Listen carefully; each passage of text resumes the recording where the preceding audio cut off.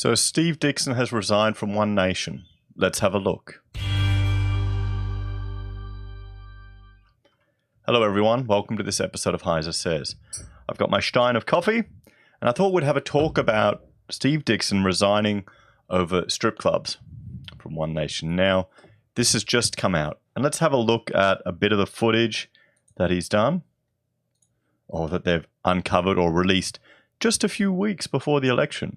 In Australia? Probably not a good idea. There's a reason to come to DC. Yeah. You've got to remember, this was done by Al Jazeera. They set up a fake gun lobby here in Australia, and they flew at One Nation over to do this, to capture all this, and to release it now. They had this footage since September 2018. Okay? Mate, it's not why I came here, but probably a bonus. That young lady's got a wonderful set of coherence. You know the good news is? Yeah. We're getting to see Titty and it's all good. Even if we drink scotch and eat burgers, I'm good. Scotch and burgers. It's making me hungry. You need to slide your hand in there. Right now? Yeah, absolutely. She's keen, I think. I don't know. Ask her. I've asked her. I'm not asking her. I've asked her. She's beautiful. She's sunshine. So, I mean, there's the footage. You can see. I mean, he's acting like a drunken buffoon. And let's have a look at Pauline Hanson's response to this. Let's have a look at her response. Having watched A Current Affair last night, I am both shocked and disappointed at the vision I forced myself to watch. For a number of people I spoke to after the program, they found a great level of discomfort to view secretly recorded footage. I have always spoken very highly of Steve Dickson, but the footage I saw last night cannot be ignored or condoned. I am both a mother of 3 boys and the only female leader of a political party in this country. I wouldn't tolerate my own children behaving this way towards women, and I cannot and will not condone my own candidates dealing with women in this fashion either. Okay, so she's taken a stance, and I've thought about this a fair bit this morning, because just who would take offence to this? I am aware that strip clubs are a perfectly legal business and that many men in this country have visited one, just like women hire strippers for hens nights. But Steve's language and behaviour was unacceptable and does not meet my expectations, nor the greater public's expectation of a person who is standing for public office. Steve Dickson yesterday offered his resignation from all positions within the party, which I have accepted. Okay, so that's Pauline's response to it. And let's have a look. We'll read through his resignation. So this is his resignation. To my wife, Debbie, my family, Senator Pauline Hanson, the One Nation membership, my friends and the Australian people, I would like to sincerely apologise for my behaviour that was aired on television last night as a result of the Al Jazeera covert operation filmed in the United States in September 2018. The footage shown does not reflect the person I am. It shows a person who was drunk, was not in control of his actions, and I take full responsibility for allowing that to happen.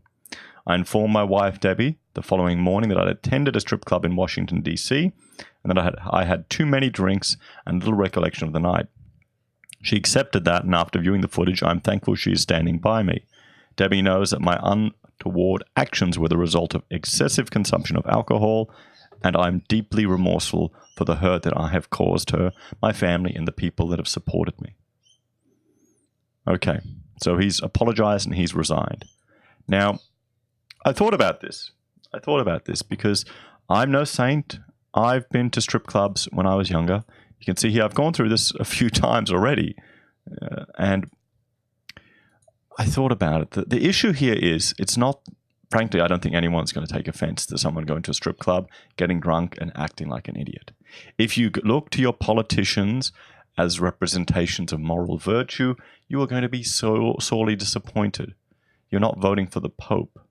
you're voting for a senator.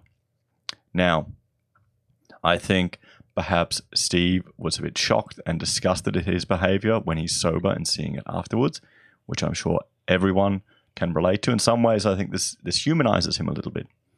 But you've got to remember, this isn't... Okay, it's from the past, but it's not very far from the past. Okay, you look at the examples of where they tried to get Trump, and it was from a decade ago. Even Sargon, they're attacking him over his "I won't even rape you" tweet, and that was 3 years ago. This was just last year.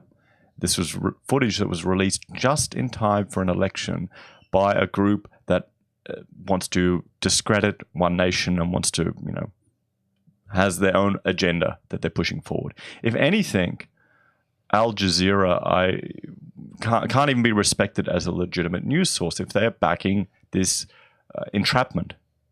How can news reporters back entrapment? If they set up the meetings, how can that not be seen as entrapment? But here's the issue. Here's the real issue that I think is coming through here. What the Senate candidate has done through his behavior is he has exposed himself to blackmail. He's exposed himself to blackmail. Okay? He's given his enemies ammunition against his party to discredit it. Because, okay, I'm sure a lot of people won't give a damn about this, but there are some people that pretend, that put a facade that they're all high and mighty and have never sinned or done anything naughty, will be, how could we ever vote for someone like that? So it's given his enemies ammunition, and it's given them the capacity to blackmail him. And in that regards, that's where it's not statesmanly. If this happened 10 years ago, 15 years ago, or even 5 years ago before the election, they would drag it up and try and use it. But this is happening when he went over there for a specific lobbying reason. He's probably trying to bond with the other blokes. Maybe he's talking a lot of crap. Maybe he's showboating to some other blokes there. Who cares? The problem is he's left himself open to blackmail and to manipulation. That is the danger, and that's where, if you're standing for office in a position like this, you need to be hyper vigilant. And it is so easy to say that, but it's very different to exercise it. So I can understand why he resigned. I think it has more to do with the fact that he's presenting a risk for external manipulation to the party and just to the public perception of that. I think people may not even realize that. I don't know about going to a strip club. I think that humanizes people a bit. I mean, in my younger days, I went to them, and for business networking, sure, you got to do it. I've got a TradCon wife, so I don't really need to go to strip clubs anymore. But I'll show you a funny story about when I went to a strip club. We'd hit the booze. A few business gentlemen I know, we went out after the footy, went to a strip club. We're sitting down there just having a drink and relax. And this one girl walks up to me, and she looks me up and down. My friend's sitting next to me, and she goes, "Wait a minute, aren't you my lecturer?" She was an interior design student that I taught at university, now working in the strip club. So either I was a really bad teacher, or stripping is much more lucrative, and it's all cash in hand, a lot of it, than working in interior design. Let me know what you think.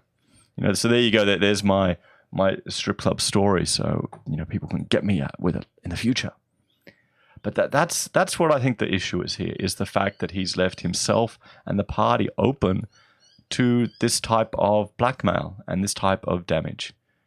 I don't think, even Pauline said she understands strip clubs. She knows that, and hens nights. It's all, most of the time, it's a bit of fun, a bit of, showboating and talk among guys and girls. When you have drinks, you talk a lot of crap. Okay. I think Steve has to realize there's probably a darker side to himself than he appreciates. I think, looking at some of Jordan Peterson's lectures might be worth it for him to kind of realize, you're, no matter how old you are, you've got the potential for horrific behavior, and you have to come to terms with that. And you can often see a glimpse of that when you're drinking. So what do you think, guys? Will this affect, if you are planning to vote for one nation, will this affect how you vote for them?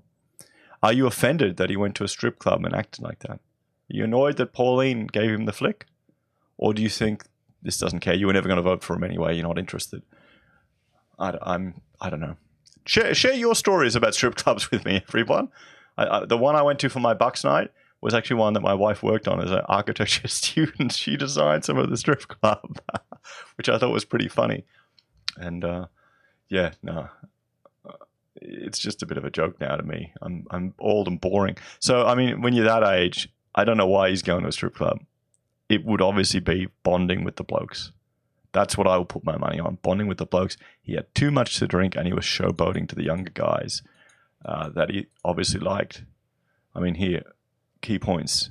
Said he was remorseful for his comments captured in the footage. In it, Dickson referred to one dancer as a bitch and made comments about white and Asian women. He also asked the dancer to touch him, which she refused, and slipped money into another dancer's lingerie. Okay, so not the best type of action. And it was this undercover investigation that was set up by Al Jazeera. I think that needs to be looked at. That I'm more concerned. I am more concerned with foreign news sources setting up these type of undercover stings or investigations to manipulate and create footage to blackmail our politicians or our potential candidates than One Nation getting some money from the NRA. You know, that concerns me much more with this Al Jazeera slant. I mean, bloody hell, why aren't people shocked and outraged about that? Why? Who cares if the NRA gives One Nation $2 million? It means they'll print a few more call flutes over here. Whoop-de-doo. Sure, it may get them some more reach. Oh no, Australians get to maybe defend themselves with their own weapons. Oh no, who cares? But this should be on the news every bloody day. That Al Jazeera, a foreign news organization, did this to undermine our democratic political system. That is what scares me. Way more than NRA giving some money to One Nation. I mean, you've got Get Up getting money. You've got all these other organizations getting money. I mean, come on, guys. This should be at the top of the title. You know, why aren't A Current Affair? Why aren't ABC talking about that? Anyway, guys, thanks for watching. Like, share, and subscribe. Ding the bell to see my daily updates. And I'll talk to you all again tomorrow. Bye for now.